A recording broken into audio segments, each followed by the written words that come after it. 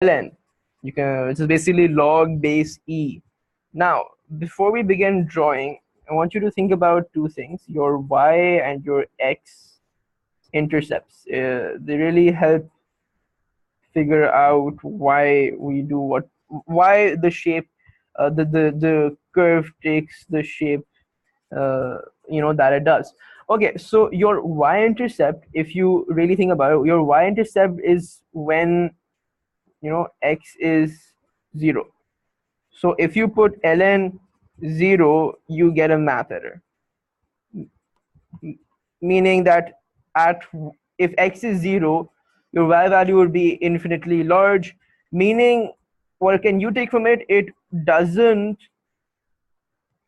not doesn't, okay, doesn't touch y axis. So like the exponential didn't touch your x-axis, just got very close to it. So kind of like the reverse for the natural log. What happens with x now? So you have an x-intercept when y is 0, if you remember. So what value of x do you input to ensure that ln x is 0? And if you remember the properties of log, you would know that when x is 1, ln1, log1, these, all of this stuff is 0. So that helps you draw this. Think about it. So you know for a fact that it has to pass through, it has to pass through 1, 0. That's your x-intercept, and it cannot touch your y-axis. You know that for sure, right? So using this, you can draw your ln graph. Let me draw that. Now, obviously, it would help to remember these graphs by just just putting in a few values of x just to figure out where the coordinates lie. Let me draw a better one, something along these lines. So this is ln x. What if you wanted to draw minus ln x? If you think about it, if this is for minus, if this is like 5, you want like, you're going to want like minus 5, right? If this is like minus 7, you're going to want plus 7. So it's basically going to be reflected, uh, from reflected by your x-axis. It will still pass through this, because if you, even if you have minus ln x, you put 0 in it, uh, you put 1 in it, overall the value you get will be 0. So this will be something along these lines. This would be your minus ln x. All right. All right. So next case, what happens when we start multiplying and adding stuff within the bracket? So let's take our example of ln 2x plus 3. Now, like we did before, we want to first calculate, let's say, your x-intercept here.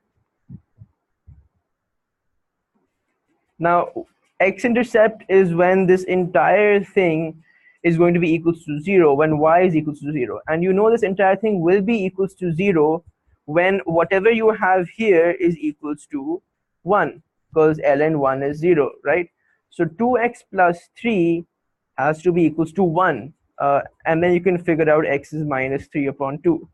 This will be your x-intercept, because wherever, when it cuts your x-axis at minus 3 over 2, and you input that in your function, it will, within the bracket, it will simplify to 1. And if it within the bracket, if it simplifies to 1, then ln 1 is 0, and hence that's your where your y value is 0, you have your x-intercept, right? Now you also want to figure out where it's undefined, which values it's undefined for. And previously it was very simple. It was going to be undefined if you had touched your y-axis, basically. Because why was that? Because the idea on your y-axis is that here x is equals to 0, and if you put x is equals to 0 in here, you get a math error. So now when you're trying to figure out which particular new value it's undefined for, you have to try to see for which value of x does this give you is equals to 0. Because if the internal bracket is equals to 0, it gives you a math error, and hence that is where it's undefined. That's where it won't, that is the particular line that it won't touch. So 2x plus 3 has to be equals to 0. Okay. Well, in fact, I think I made a slight silly mistake here. Because like as I was calculating, I'm like, it can't be the same. So 1 minus 3 is minus 2, which makes x is equals to minus 1. My apologies. It happens sometimes. Okay, so x, and here it's minus 3 over 2. So like think of this, like your y-axis, like a kind of like a fake y-axis, which it will never touch, because if it does touch this, it's going to be undefined. So let's try to draw our new fake y-axis first. This is where x is minus 3 over 2, right? And what is our intercept? We know our intercept is where x is minus 1. So previously it used to be very simple. You used to draw it like this. Now this particular relationship is going to come about with this fake y-axis, and this particular relationship is going to come about with this particular point. That's the idea. So it's going to be something like this. This is ln 2x plus 3. And obviously here it will have a y-intercept, because the y-axis isn't where it's, the internal bracket is being simplified to 0. It's not, that is the line of x is equals to minus 3 upon 2. So if you want, you can calculate your y-intercept in this particular case. That will be where x is 0, which simplifies to ln 3. So you can definitely do that. Let's do another case of this, because this is slightly tricky, I feel. So let's do the same thing for ln x minus 1. So first to calculate its x-intercept, which is basically when ln x minus 1 is equals to 0. And it will be equal to 0 when this internal thing is equals to 1. So x minus 1 has to be equals to 1, which means x is equals to 2. That is your intercept, right? And where is it, like undefined? Where is it undefined for?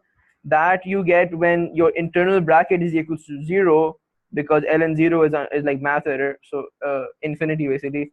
So x minus 1 here should be equals to 0, and you get this, you get x is equals to 1.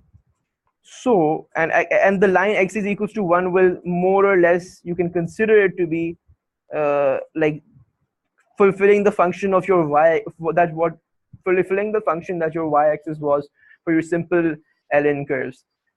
Okay, so you draw your fake y-axis type thing first. This is y is equals to 1. You draw your intercept, which is here 2, and you get something along these lines. Well, and it kind of like goes there. So that's basically the idea behind ln.